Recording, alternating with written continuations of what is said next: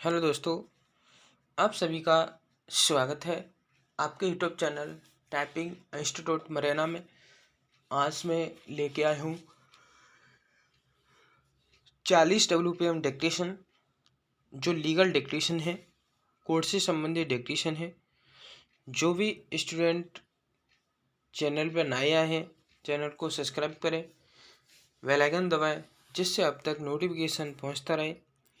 Video की PDF प्राप्त करने के लिए व्हाट्सएप ग्रुप में ऐड हो सकते हैं और वहां से PDF प्राप्त कर सकते हैं।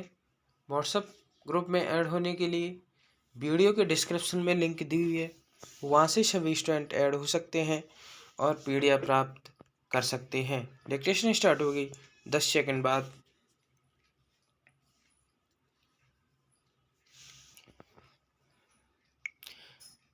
स्टार्ट। इस साक्षी ने यह कथन किया है कि अभियुक्त गोपाल ने नुकीले लोहे की राड से उसके पिता की आंखों के नजदीक सिर पर हमला किया था। पूर्णविराम। उसने अपने भाई की क्षतियों के बारे में भी स्पष्टीकरण दिया है। पूर्णविराम। इस साक्षी ने यह कहते हुए सरिया का वर्णन भी किया है कि सरिया लोहे की राड के रूप में है, जो 2 और 2.5 फीट की है, जो सामान्यतः सांपों को मारने के लिए प्रयोग की जाती है और यह लोहे की राड कमरे में रखी हुई थी,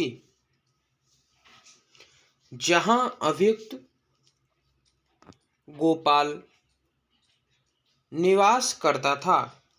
पूर्णविराम। उसने अपने पिता और अपने भाई पर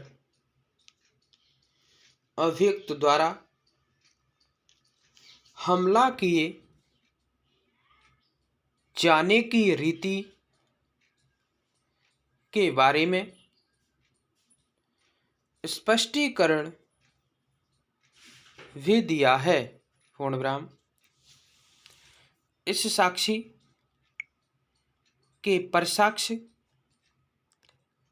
की सावधानी पूर्वक समीक्षा करने पर न्यायालय की यह राय है कि उसमें कोई विभेद या कोई विभेदकारी सामग्री नहीं है, जिसे अभियोजन वृत्तांत में संदेह करके हटाया जा सकता है। पूर्णविराम। अभियोजन साक्षी 6 ऊषा, जो मृतक की साली है तथा अभियोजन गोपाल की बहन है, मामले में प्रत्यक्षदर्शी साक्षी है। पूर्णविराम। उसने अभियोजन साक्षी 2 और अभियोजन साक्षी 3 की भांति अपराध किए जाने के संपूर्ण तथ्य का वृत्तांत देते हुए अभियोजन साक्ष्य का समर्थन किया है। पूर्णविराम। इस साक्षी के परिसाक्ष्य की बारीकी से संवीक्षा करने पर हमारी यह राय है कि वह विश्वसनीय साक्षी है। पूर्णविराम। अपीलार्थी के विद्वान काउंसिल की यह दलील है कि वर्तमान मामले में प्रत्यक्षदर्शी साक्षी है और इस प्रकार वे हितवद्ध साक्षी है, इस बात में कोई सार नहीं है। पूर्णविराम। विधि की यह प्रतिपादना नहीं है कि नातेदारों को अविश्वसनीय साक्षी के रूप में माना जाए। पूर्णविराम। कारणों से यह भी दर्शित हुआ है कि जब आंशिक रूप से किए गए अभिभाग से यह दर्शित होता है कि साक्षी का वास्तविक अपराधी को बचाने का आशय था और अभियुक्त को मिथ्या रूप से फंसाया गया। पूर्णविराम। निकटतम नातेदार को हितवद्ध साक्षी के रूप में वर्गीकृत नहीं किया जा सकता। पूर्णविराम। वह नैसर्गिक साक्षी है। पूर्णविराम। तथापि उसके साक्ष्य पर सावधानी पूर्वक विचार किया जाना चाहिए। पूर्णविराम। मृतक या पीड़ित के साथ निकट की नातेदारी